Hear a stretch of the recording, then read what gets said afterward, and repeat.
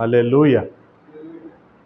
మన ప్రభువును ప్రియరక్షకుడైన యేసుక్రీస్తు శ్రేష్టమైన నామంలో నేటి సాయంకాల ఆరాధనకు కూడి వచ్చిన మీ అందరికి కూడా నా హృదయపూర్వకమైన వందనాలు తెలియజేస్తా ఉన్నాను.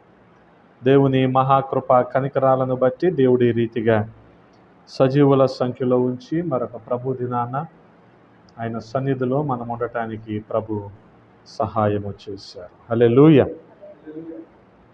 ఒక మాటను ధ్యానం చేసుకుందాం. లూకాసు వార్త 10వ అధ్యాయము 37వ వచనము. లూకాసు వార్త 10వ అధ్యాయము 37వ వచనము. అందుకు యేసు, నీవును వెళ్ళి అలాగు చేయుమని అతనితో చెప్పెను. ప్రార్థన.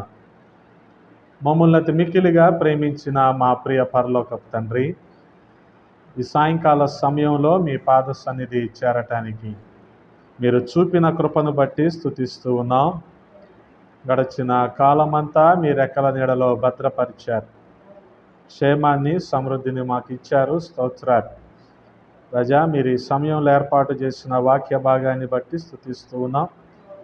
ఈ వాక్యాన్ని విరిచి మా వినికిడిలో దీవించండి. మా సమయాన్ని దీవెనకరంగా మార్చమని బతిమాలుకుంటూ ఉన్నాం. అల్పుణ్ణైన నన్ను మరుగు చేయండి. మీ ఆత్మచేత నింపి వాడుకోండి. మీకే మహిమలు ఆరోపిస్తూ యేసయ్య పరిశుద్ధ నామంలో అడిగి వేడుకుంటున్నాము పరమ తండ్రి. ఆమేన్.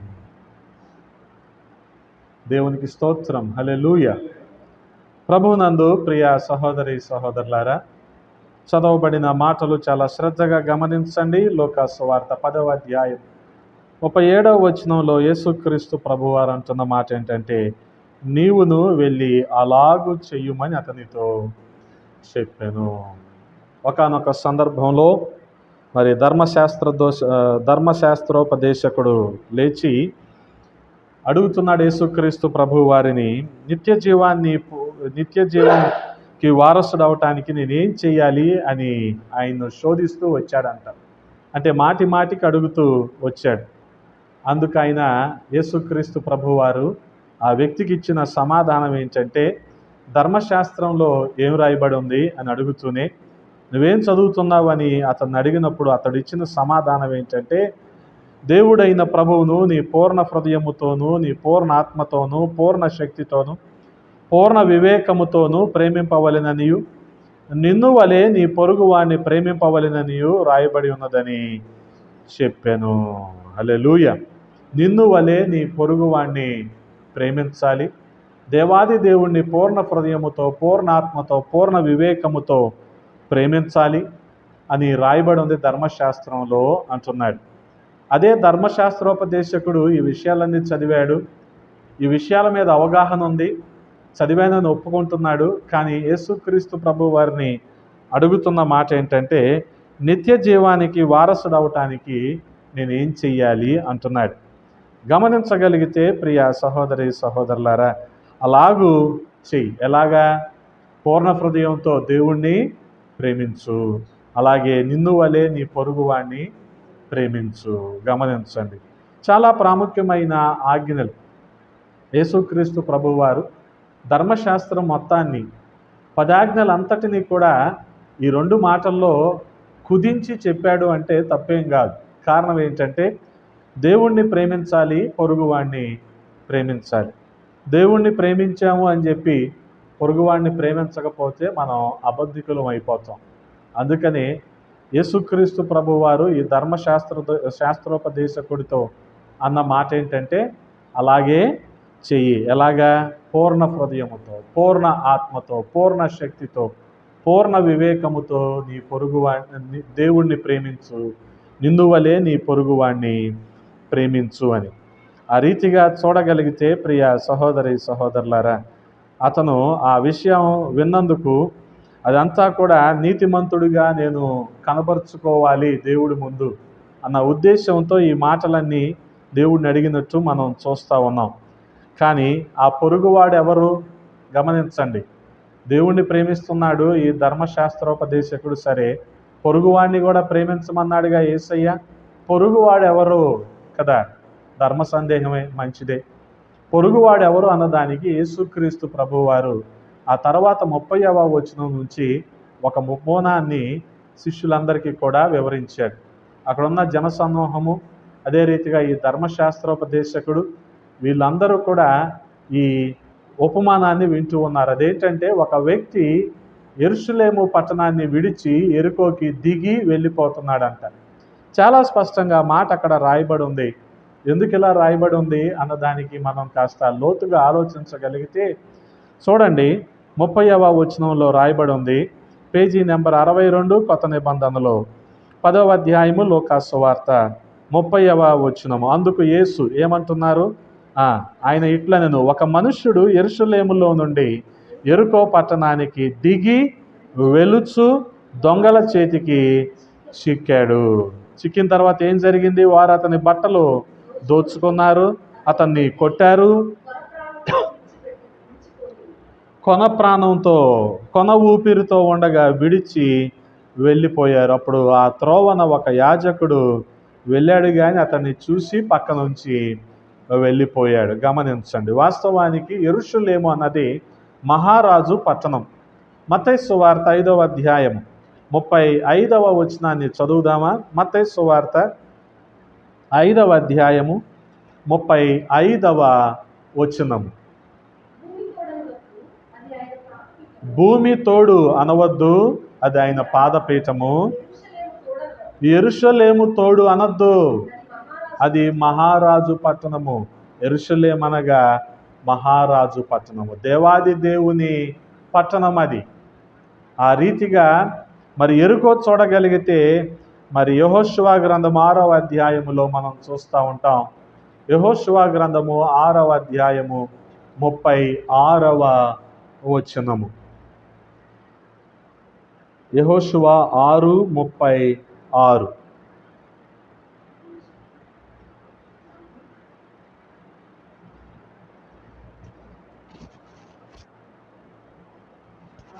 ముప్పై 26 ఒకసారి చదవండి.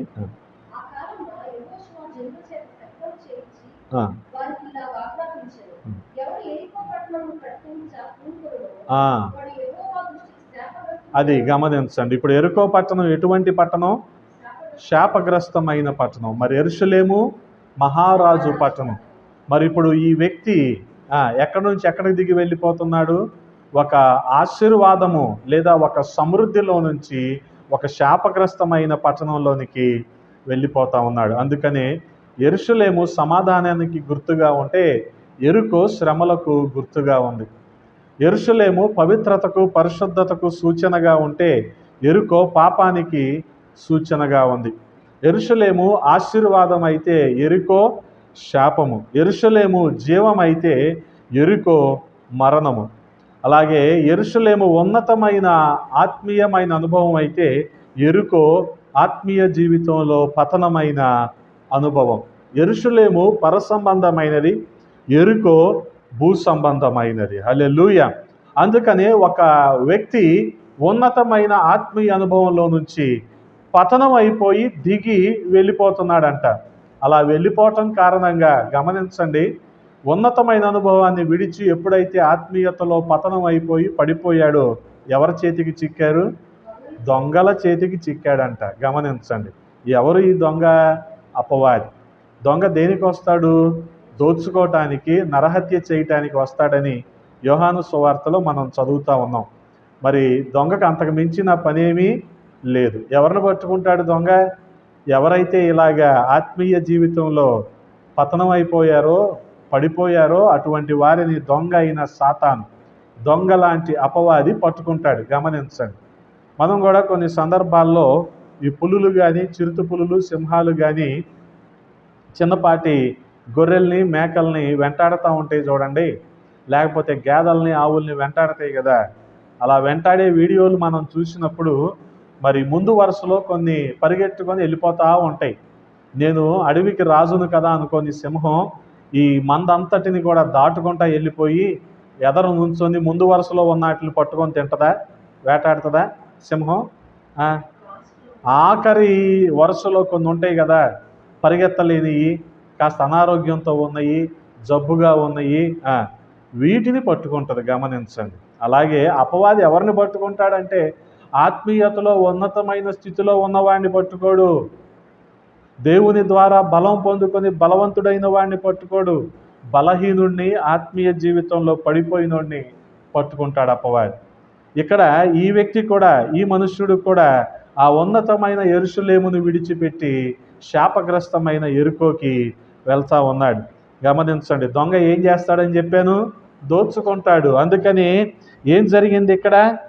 దిగి వెళ్తూ ఉన్నప్పుడు దొంగల చేతికి చిక్కాడు. వారు ఏం చేశారు? అతన్ని బట్టలు దోచుకున్నారు, అతన్ని కొట్టారు, కొర్ర ప్రాణముతో విడిచి వెళ్ళిపోయారు. ఇప్పుడు వాస్తవానికి అతడు ప్రాణంతో ఉన్నాడు, కొన ఊపిరితో ఉన్నాడు, కానీ ఆత్మీయంగా ఏమైపోయాడు?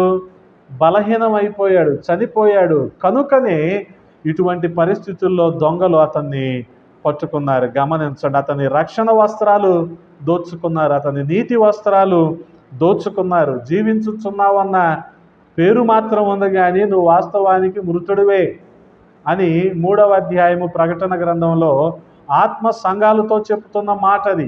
జీవించుచున్నావన్న పేరైతే ఉంది. ఓకే, భౌతిక సంబంధమైన ఆశీర్వాదాలు ఉన్నాయి, అందరిలో పేరు ఉంది, పలుకుబడి ఉంది, అబ్బో బాగానే ఉంది, కడుపు నిండింది, ఓకే. కానీ ఆత్మీయత సంగతి ఏంటి? అందుకనే గమనించండి. ఎవరైతే ఆత్మీయతలో పడిపోతారో వారిని ఎవరు పట్టుకుంటారు? అపవాది పట్టుకుంటాడు, సాతాను పట్టుకుంటాడు. పట్టుకొని ఏమంటాడు? నీ దగ్గర డబ్బులు ఎక్కువ ఉన్నాయి కదా, బెట్టింగ్ వెయ్యి, ఏం కాదు, సాయంత్రం పూట IPL మ్యాచ్కి బెట్టింగ్ వెయ్యి అంటాడు. బెట్టింగ్ వేసిన వాళ్ళందరూ ఏమైపోయారు? మన ఊరిలో చూశారుగా. అప్పులు పాలైపోయి అప్పులు తీర్చలేక ఆత్మహత్యలు చేసుకున్న వాళ్ళు ఈ ఊరిలో మనం చూసాం చాలామందిని. బెట్టింగులు అని లక్షల రూపాయలు అప్పులైపోయి, ఎంత విచారకరమైన సంగతి.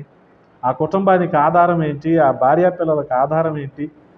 గమనించండి. అపవాది అనుకుంటాడు, వీడు దొరికాడు నా చేతికి ఈరోజు, కాబట్టి వీడిని ఎక్కడో చోట ఇరికిచ్చేయాలంటే వీడి ఆశ తీసుకెళ్ళి ఎక్కడ పెట్టాలి? ధనం మీదో, పేరు మీదో, రాజకీయాల్లోనో ఎక్కడో పెట్టాలి. అందుకని దాని చుట్టూ తిరుగుతూ ఉంటాడు వాడు. గమనించండి.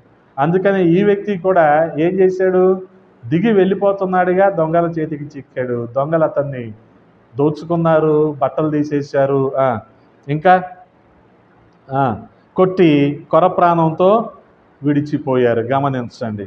ఆ రీతిగా చూడగలిగితే శారీరకంగా బ్రతికున్నా సరే ఆత్మీయంగా చచ్చిన పరిస్థితి. పైకి పరిశుద్ధంగా కనిపించినా సరే మరి లోపల ఆత్మ నడిపింపు లేని పరిస్థితి. విశ్వాసి అంటూనే ఉంటాం, కానీ మనలో క్రియలు కనిపించవు. అందుకనే క్రియలు లేని విశ్వాసం ఏమవుతుందంట? మృతం అవుతుందంట. గమనించండి. విశ్వాసానికి ఏముండాలి? క్రియలు కూడా ఉండాలి. క్రియలు లేకపోతే ఆ విశ్వాసం ఎలాంటిది? ఒంటరిగా ఉంటుందంట, మృతం అయిపోద్ది, ఇంకా బ్రతకదు. అందుకని విశ్వాసం కాస్త ఏమైపోద్ది? అవిశ్వాసం అయిపోద్ది. అందుకనే గమనించండి. పైకి పరిశుద్ధమైన జీవితం జీవిస్తున్నాం, నేను ఎవరికి అన్యాయం చేయలేదు, నేను ఎవరిని మోసం చేయలేదు, నేను బాగానే ఉన్నాను అనే స్వనీతితో మనిషి బతుకుతూనే ఉంటాడు. కానీ లోపల ఏముంటుంది?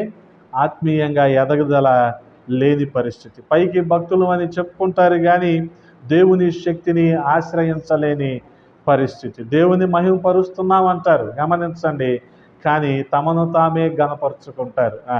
అపవాది ఏమని చెప్తాడంటే, నువ్వు మంచి బట్ట కట్టు, నువ్వు మంచి ఇల్లు కట్టు, నువ్వు లక్షణంగా బంగారం పెట్టు, అప్పుడు దేవునికి మహిమ అంటాడు. దేవునికి మహిమ. నువ్వు అలా వస్త్రాలతోనూ బంగారంతో కనపడితే ఆ తర్వాత ఏమనిపిస్తుంది నీకు? నేను వాళ్ళకంటే బాగున్నాను. ఇప్పుడు దేవుడు ఏమైపోయాడు? పక్కెళ్ళిపోయాడు. మనల్ని మనం గణపరుచుకునే పరిస్థితి. వాళ్ళకంటే నేను మెరుగ్గా ఉన్నాను అని చెప్తాం. అప్పుడు మన పొరుగువాడి పరిస్థితి ఏంటి? గమనించండి. అందుకని పొరుగువాడిని, నిన్ను వలే నీ పొరుగువాడిని ప్రేమించయ్యా అని యేసయ్య చెప్తే, ఎంతగా నా పొరుగువాడు ఎవరు అంటున్నాడు ఆ ధర్మశాస్త్రోపదేశకుడు. అందుకనే యేసయ్య ఈ విషయాలన్నీ అతనికి చెప్పాల్సి వచ్చింది. గమనించండి. మరి వాక్యాన్ని చదువుతున్నాం అని చెప్తూనే ఉంటాం, కానీ వాక్యానికి లోబడే పరిస్థితి మన జీవితాల్లో కనిపించదు. అంటే గమనించండి, పేరుకే ప్రాణం ఉంది, ఆత్మ అయితే లేదు. ఎందుకు లేదు?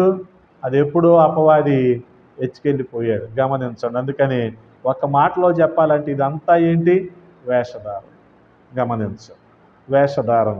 అందుకనే ఈ కారణంగా ఉన్నతమైన యెరూషలేము అనుభవంలో నుంచి ఈ వ్యక్తి పతనమైపోయి శాపగ్రస్తమైన ఎరుకు అనుభవంలోనికి వెళ్తా ఉన్నాడు. వాస్తవానికి అలా వెళ్తూ అలా దొంగల చేతికి చిక్కాడు. వారు అతన్ని దోచుకున్నారు, బట్టలు కూడా తీసేశారు, ప్రాణంతో విడిచిపెట్టేశారు. ఆ సమయంలో ఎవరు వెళ్తున్నారంట? అప్పుడు ఒక యాజకుడు ఆ త్రోవను వెళ్ళుట తటస్థించెను. అతడు అతనిని చూచి ప్రక్కగా పోయెను. చూశాడు, కానీ ఏం జరిగింది? అబ్బా, ఎవరంటే తను యాజకుడు అంట. గమనించండి, యాజకుడు పని ఏంటి? మన నిమిత్తం దేవుని దగ్గర విజ్ఞాపన చేసేవాడు. గమనించండి. ఒక మాట మీకు చెప్పనా, మీరందరూ పూజలు చేసిన అనుభవంలో ఉన్నవాళ్ళేగా. ఒకప్పుడు ఎప్పుడు గుడికి వెళ్ళినప్పుడు మీరు డైరెక్ట్గా విగ్రహం దగ్గరికి వెళ్ళిపోతారా? ఎవరి దగ్గరికి వెళ్తారు మీరు? ఎవరి దగ్గరికి వెళ్తారు మీరు? పూజారి దగ్గరికి వెళ్తారు. పూజారి దగ్గరికి వెళ్ళి ఏం చెప్తారు? మీ పేరు చెప్తారు. అప్పుడు ఆయన ఏం చేస్తాడు? మీరు ఇచ్చింది ఏదో కొబ్బరికాయో అట్టికాయో ఏయో తీసుకెళ్ళి అతను ఏం చేస్తాడు? అక్కడి నుంచి లోపలికి వెళ్తాడు. లోపలికి వెళ్ళి దేవుడి దగ్గర ఎన్ని పెట్టి, ఆ విగ్రహం దగ్గర ఎన్ని పెట్టి మీ పేరుని ఏం చేస్తాడు? అర్చన చేస్తాడు. ఏం చేస్తాడు? అంతేగా. ఇప్పుడు యాజకుడు కూడా అదే చేస్తాడు. ఏ వ్యక్తి కూడా అతి పరిశుద్ధ స్థలంలోనికి వెళ్ళటానికి వీల్లేదు. యాజకుడు వెళ్ళి మన నిమిత్తం విజ్ఞాపన చేస్తాడు. అయ్యా, వీళ్ళు ఫలానా విధంగా పడిపోయారు, వీళ్ళని క్షమించయ్యా అని మన నిమిత్తం విజ్ఞాపన చేస్తాడు. అందుకని ఈ యాజకుడు తన పని మీద బహుశా ఎవరి గురించి విజ్ఞాపన చేయటానికి వెళ్ళాలో, మరి మందిరానికి త్వరగా వెళ్ళిపోవాలేమో, వెళ్ళిపోయాడు. ఇతన్నైతే పట్టించుకోలేదు. గమనించండి, ప్రక్కగా పోయెను. చాలా విచారకరం. ప్రక్కగా వెళ్ళిపోయాడు. అక్కడేమో దేవుని దగ్గర మనుషుల నిమిత్తం బలర్పించి విజ్ఞాపన చేసి ప్రార్థన చేసే యాజకుడే, కానీ ఇక్కడ పొరుగువాడు ప్రాణంతో పడి ప్రాణం కోసం కొట్టుకుంటా ఉంటుంటే, కొన ఊపిరితో కొట్టుకుంటా ఉంటుంటే, రోడ్డు పక్కన పడిపోయి ఉంటే అతను పట్టించుకున్నాడా? పట్టించుకోలేదు. గమనించండి. అందుకని చాలా సందర్భాల్లో మనం కూడా కొన్ని విషయాల్లో తప్పిపోతూ ఉంటాం. పొరుగు వారిని ప్రేమించే విషయంలో తప్పిపోతూ ఉంటాం. గమనించండి. ఎందుకు అలా వెళ్ళిపోయాడు అంటారు? వాస్తవానికి గమనించండి. తర్వాత వచ్చిన 32వ వచనం చూద్దామా? అలాగుననే లేవీయుడు ఒకడు ఆ చోటికి వచ్చి చూచి పక్కగా పోయెను. అబ్బా, ప్రక్కగా పోయెను. లేవీయుడు పక్కకి వెళ్ళిపోయాడు, యాజకుడు పక్కకి వెళ్ళిపోయాడు. ఎందుకంటే అర్థమవుతుందా మీకు? సహాయం చేయలేని పరిస్థితుల్లో యాజకుడు కానీ లేవీయుడు కానీ ఉన్నారు. ఎందుకనంటే ధర్మశాస్త్రము వారిని అలా చేసేసింది. అర్థమవుతుందా మీకు? వాళ్ళ తప్పేం లేదు అందులో. ధర్మశాస్త్రాన్ని వాళ్ళు అనుసరిస్తున్నారు. ధర్మశాస్త్రంలో ఏం రాయబడి ఉంది? ఒకసారి చదువుదామా? సంఖ్యాకాండము 19వ అధ్యాయము 16వ వచనము. సంఖ్యాకాండము 19వ అధ్యాయము 16వ వచనము. బయట పొలములో గమనించండి, ఖడ్గముతో నరకబడిన వానినైనను, శవమునైనను, మనుషుని ఎముకనైనను, సమాధినైనను ముట్టువాడు 7 దినములు అపవిత్రుడై ఉండును. అర్థమవుతుందా మీకు? ఇప్పుడు ధర్మశాస్త్రం ఏం బోధించింది? యాజకుడికి కానీ లేవిడికి కానీ ఏం బోధించింది?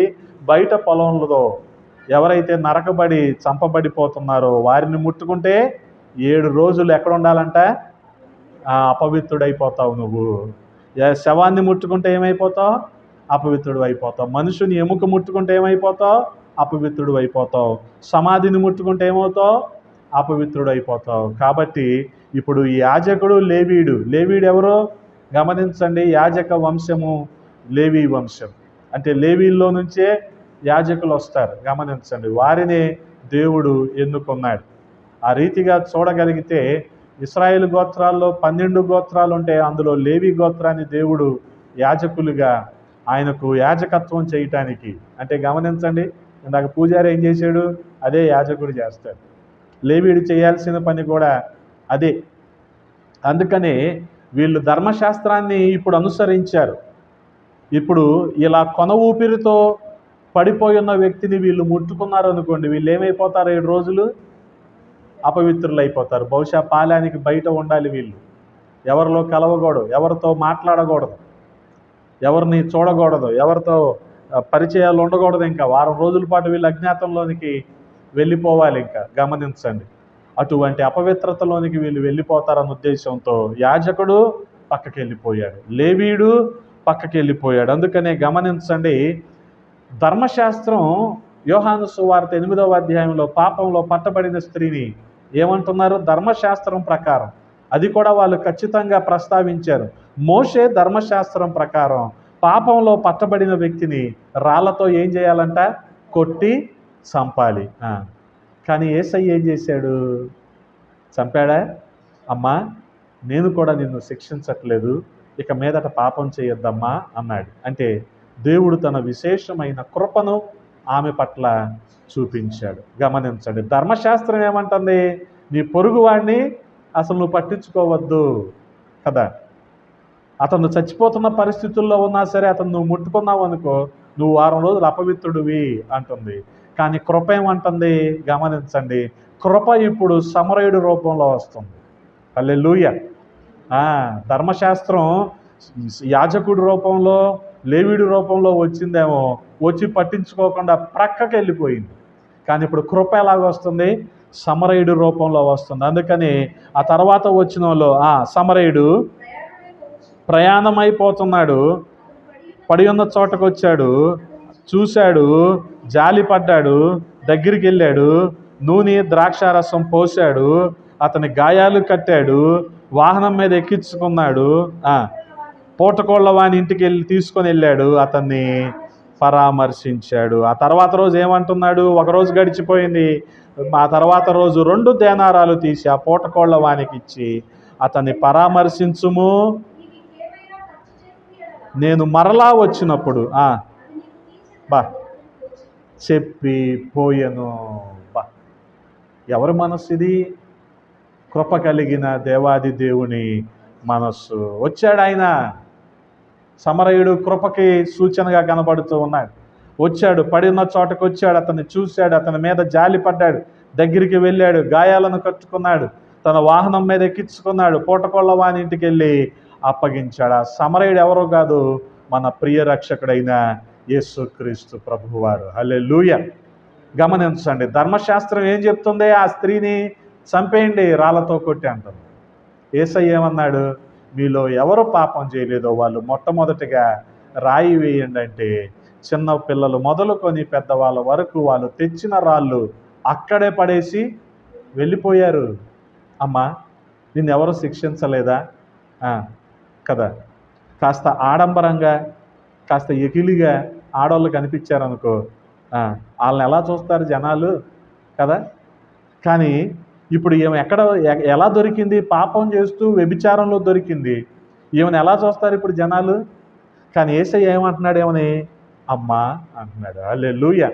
అందుకని ఆయన కృపకు సూచనగా ఉన్నాడు. ఈ సమరయుడు కృపకు సూచనగా ఉన్నాడు. మన ప్రియరక్షకుడైన యేసుక్రీస్తు ప్రభు వారికి సాదృశ్యంగా ఉన్నాడు. అందుకనే గమనించగలిగితే యోహాను సువార్త 8వ అధ్యాయంలోనే 48వ వచనంలో మనం చూడగలిగితే, యేసుక్రీస్తు ప్రభు వారిని సమరయుడని కొంతమంది పిలిచారు కూడా. గమనించండి, యోహాను సువార్త 8వ అధ్యాయము. అందుకు యూదులు అదుగో గమనించండి, నీవు సమరయుడివి.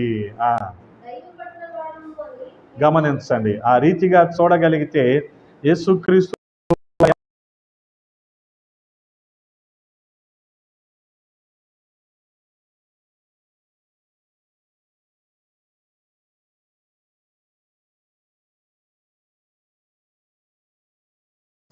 ఆ రీతిగా ప్రియ సహోదరి సహోదరులారా, ఇవన్నీ కూడా యేసుక్రీస్తు ప్రభువారు మన కోసం చేశాడు. మనం కూడా ఇలాగ ఆత్మీయతలో దేవునికి దూరంగా పడిపోయిన పరిస్థితిలో ఉన్నప్పుడు ఆయన మన దగ్గరికి వచ్చాడు.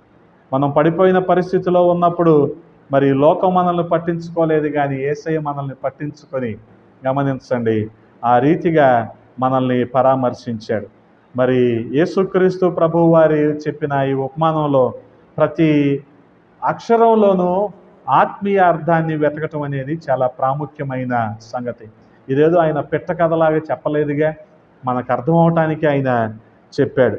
అందుకని మరి ఇందులో ఆత్మీయ అర్థాన్ని మనం అర్థం చేసుకోగలిగితే, సమరయుడు తన వాహనం మీద ఈ గాయపడిన వ్యక్తిని ఎక్కించుకోవటం అనేది యేసుక్రీస్తు ప్రభువారు తన సింహాసనం మీద మనల్ని కూర్చోండబెట్టడానికి సాదృశ్యంగా ఉంది. గమనించండి, వాళ్ళు ఎందుకు వెళ్ళిపోయారు? యాజకుడు లేవీయుడు ఎందుకని వెళ్ళిపోయారు? ఎందుకు వెళ్ళిపోయారు యాజకుడు లేవీయుడు? అమ్మో, వారం రోజులు మేము అపవిత్రులం అయిపోతాం. కానీ యేసయ్య, గమనించండి, ఆయన సింహాసనం మీద ఏ మంచి లేని మనలని, ఏ అర్హత యోగ్యత ఏ నీతి భక్తి లేని మనలని తన సింహాసనం మీద ఆయనతో పాటు కూర్చుండబెట్టడానికి దేవుడు మనల్ని రక్షించుకున్నాడు. హల్లెలూయా. అందుకనే గమనించండి, ద్రాక్షారసము ఆయన రక్తానికి సూచనగా ఉంది. యేసుక్రీస్తు ప్రభు వారి రక్తము ప్రతి పాపము నుండి మనుషులను విడిపించేది. హల్లెలూయా. ప్రతి రోగాన్ని నుంచి మనుషుల్ని స్వస్థపరిచేది. అందుకనే ఆ ద్రాక్షారసాన్ని పోసి, నూనె పోసి ఆయనకు గాయాలను కట్టాడు ఈ సమరయుడు. నూనె అనగా పరిశుద్ధాత్మకు సూచనగా ఉంది. ఇప్పుడు ఇతనికి ఏమవసరం? ఆత్మ నింపుదల అవసరం. ఆ ఆత్మ నింపుదల లేకేగా, ఆత్మలో పతనమైన పరిస్థితుల్లో ఉండే కదా దిగి వెళ్ళిపోతున్నాడంట. ఉన్నతమైన అనుభవంలో ఉండాల్సినోడు అక్కడ ఉండకుండా దిగి వెళ్ళిపోతా ఉన్నాడు. అందుకని ఈ నూనె దేనికి సూచనగా ఉందంటే పరిశుద్ధాత్మకు సూచనగా ఉంది. పూటకోళ్ళవాని ఇల్లు అనేది సంఘానికి సూచనగా ఉంది. గమనించండి, రక్షించబడిన వ్యక్తి చేయవలసిన పని ఏంటంటే సంఘములోనికి రావాలి, సహవాసంలో కొనసాగాలి. గమనించండి, ఒకానొక సందర్భంలో యేసుక్రీస్తు ప్రభువారు దెకపోలి అనే ఊరికి వెళ్ళాడు. ఆ దోణిలో ప్రయాణం చేసి మొత్తానికి ఆ ఊరిలోకి వెళ్ళంగానే, ఆ ఊరిలోకి ప్రవేశించిన వెంటనే అక్కడ ఊరి చివర సమాధుల్లో ఒక వ్యక్తి కనపడుతూ ఉన్నాడు. ఆ వ్యక్తి మీద సరైన వస్త్రాలు లేవు, దయ్యాలు పట్టున్నాయి. ఒకటి కాదు, రెండు కాదంట, సేనాని అంట. సేన దయ్యాలు కూడా కొన్ని వందల వేలు అతనికి పట్టున్నాయి. ఈ వందల వేలు దయ్యాలు పట్టుండి తనను తాను గాయపరుచుకుంటున్నాడని ఆ ఊర్లో వాళ్ళు అతన్ని ఏం చేశారంటే గొలుసులతో బంధించేసి అలా వదిలేశారు. అతనికి కూడా అర్థమైంది, ఆ దయ్యం పట్టినోడికి కూడా వచ్చేది యేసయ్య అని.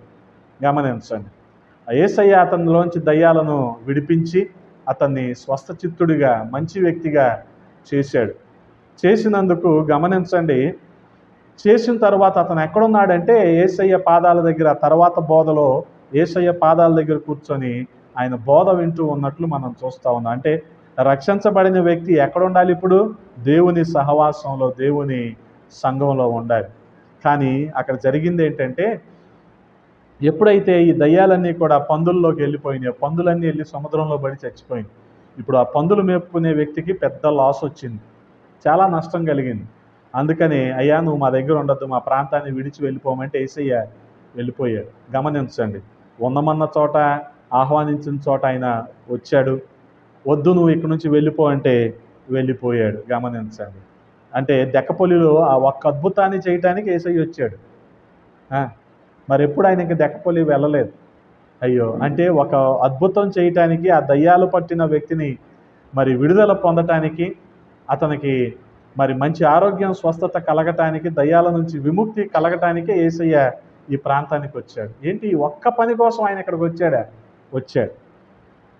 అదే రీతిగా ఈ ఒక్క వ్యక్తి దొంగల చేతిలో చిక్కి మరి కొన ఊపిరితో పడి ఉన్న వ్యక్తి కోసమే మంచి సమరయుడైన యేసుక్రీస్తు ప్రభువారు వచ్చారు. పూటకోళ్ళవాడు అంటే సేవకుడు. గమనించండి, దేవుని సేవకుడు పూటకోళ్ళవాడు. పూటకోళ్ళవాని ఇంట్లో సమృద్ధి అయిన ఆహారం పెట్టాల్సిన బాధ్యత ఎవరిది? దేవుని సేవకుడిదే. అందుకనే గమనించండి, దేవుని వాక్యాన్ని కాకుండా కథలతో కాలక్షేపం చేశారనుకోండి, కడుపు నిండుద్దా? విశ్వాసులకి కడుపు నిండదు. అందుకనే పూటకొల్లవాడు చేయాల్సిన పనేంటి? సమృద్ధిగా పూటకోళ్ళ వాని ఇంటిలో అనగా సంఘంలో దేవుని వాక్యాన్ని ఉంచాలి. ఆ రీతిగా ఆ పూటకోళ్ళ వానికి ఏమిచ్చాడు ఈ మంచి సమరయుడు? 2 దేనారాలు ఇచ్చాడు. ఒకటి పాత నిబంధన, ఒకటి క్రొత్త నిబంధన. హల్లెలూయా. అందుకని గమనించండి, ఇంకా ఏమైనా అవసరమైతే నేను మరలా వచ్చినప్పుడు నేను నీకు ఇస్తాను. నేను వచ్చేంత వరకు, నేను ఇచ్చేంత వరకు ఈ గాయపడిన వ్యక్తిని చూసుకోవాల్సిన బాధ్యత నీదే. వచ్చాక ఆయన ఏమిస్తాడు? జీతం ఇస్తాడు. హల్లెలూయా. అది సేవకుడికి జీతం ఇచ్చేది ఎవరు? జనాలు అనుకుంటున్నారు 5,000 ఇచ్చేది జగన్మోహన్ రెడ్డి అనుకుంటున్నారు. సేవకులకు నెల 5,000 ఇచ్చేది సీఎం అనుకుంటున్నారు. సేవకులకి జీతం ఇవ్వాల్సింది ఆయన మందను కాస్తూ ఉన్నప్పుడు జీతం ఎవరిస్తారు? ఆయనే ఇస్తాడు. ఆయనే మన ప్రధాన కాపరి, ఆయనే మన మంచి కాపరి. ఈ అవగాహన లేని వాళ్ళు ఏం చేస్తారు? ప్రతి చోట చేయి చెప్తారు. ఇంకా అలవాటు అయిపోద్ది. అవును, మేము దేవుని పని చేస్తున్నాము, మాకు రావాలి అంటారు. నువ్వు అడగకూడదు. అటువంటి వివేకం మనకు అవసరం ఈ రోజున. అందుకనే గమనించండి, ఆయన ఇచ్చే జీతము ప్రభువు అనుగ్రహించబోయే మరి కిరీటం, నిత్య రాజ్యానికి వారసులు అవటానికి మనకు ఆయన ఇచ్చే జీతము. అందుకని ఆ తర్వాత వచనాల్లో మనం గమనించగలిగితే, నీవింకేమైనాను ఖర్చు చేసిన ఎడల 35వ వచనంలో, నేను మరలా వచ్చినప్పుడు అది నీకు తీర్చెదనని అతనితో చెప్పి పోయెను. ఆయన ఎవడికి అప్పు ఉండేవాడు కాదు. ఏమంటున్నాడు? నేను మరలా వచ్చినప్పుడు తీరుస్తానంటున్నాడు. హల్లెలూయా. బాబా ఎంత మంచి మాటలు ఇవన్నీ కూడా. సమరయుడు మరలా వచ్చి తీరుస్తానంటున్నాడు. కాగా దొంగల చేతిలో చిక్కిన వానికి ఈ ముగ్గురిలో ఎవరు పొరుగువాడాయనని మీకు తోచుచున్నదని అడిగాడు. ఇప్పుడు యాజకుడా పొరుగువాడు, లేవీయుడా పొరుగువాడు, సమరయుడా పొరుగువాడు? అప్పుడు వాళ్ళు సమాధానం చెప్పారు. ఏమని? అతని మీద జాలి పడిన వాడే నేను. అందుకు యేసయ్య ఏమన్నారు? నువ్వు వెళ్ళి అలాగూ చేయమని అతనితో చెప్పాను. ఎవరితో చెప్పాడు యేసయ్య ఈ మాట? నువ్వు కూడా వెళ్ళి అలాగే చెయ్యి. ధర్మశాస్త్రోపదేశకుడు మాత్రమే కాదు, మనతో కూడా చెప్తున్నాడు, మనం కూడా వెళ్ళి అలాగే చెయ్యాలి. గమనించండి, మనం కూడా వెళ్ళి అలాగే చెయ్యాలి. అందుకనే గమనించగలిగితే మంచి సమరయుని యేసుక్రీస్తు ప్రభువారు మనకు కూడా ఒక బాధ్యతను అప్పగించాడు. మన పొరుగువారు ఆపదలో ఉన్నప్పుడు తప్పించుకొని పోయే ప్రయత్నాలు మనం చేయటం కాదు, కానీ వారికి మనం చేయగలిగినంత సహాయం, చేయగలిగినంత సహకారం. వాస్తవానికి ఆర్థిక సహాయమో లేకపోతే ఏమైనా ఆరోగ్యపరంగా ఏమైనా అవసరతలు ఉంటే అవి మనుషులు చేస్తారు, కానీ పాపం నుంచి విడుదల కలిగించేది మాత్రం యేసుక్రీస్తు ప్రభువారు ఒక్కరే. హల్లెలూయా. అటువంటి పరిచర్యను మనం చేయగలిగినప్పుడు ఈ లోకంలో పడి నరకానికి జోగుతున్న అనేకుల్ని కూడా మనము రక్షించగలం. ఆ రీతిగా రక్షించవలసిన బాధ్యత మన మీద ఉంది. అటువంటి కృపను దేవాది దేవుడు మనందరికీ దయచేయునుగాక. ఆమేన్. తలలు వంచండి, ప్రార్థన చేసుకుందాం. పరిశుద్ధుడా, ప్రేమ కలిగిన తండ్రి, ఈ సాయంకాల సమయంలో కొద్ది మాటలు ధ్యానించటానికి మీరు చూపిన కృపను బట్టి స్తోత్రాలు రాజా. మంచి సమరయుడు ఏ రీతిగా అయితే వెళ్ళి గాయాలను కట్టి పూటకోళ్ళ వాని ఇంట్లో చేర్చి 2 దేనారాలు ఇచ్చి ఎలాగైతే పరామర్శించాడో, మేము కూడా పాపంతో ఈ లోకంలో నాశనానికి జోగుతున్న నరకానికి పాత్రులైన అనేకుల్ని ప్రభువా నీ సహవాసములో సంఘములో చేర్చే భాగ్యాన్ని ఇవ్వమని బతిమాలుకుంటూ ఉన్నాం రాజా. విన్న మాటలు మా హృదయంలో భద్రపరచండి, నీరు కట్టి ఫలింప చేయండి. నీకే మహిమలారోపిస్తూ యేసయ్య పరిశుద్ధ నామంలో అడిగి వేడుకుంటున్నాము పరమ తండ్రి. ఆమేన్.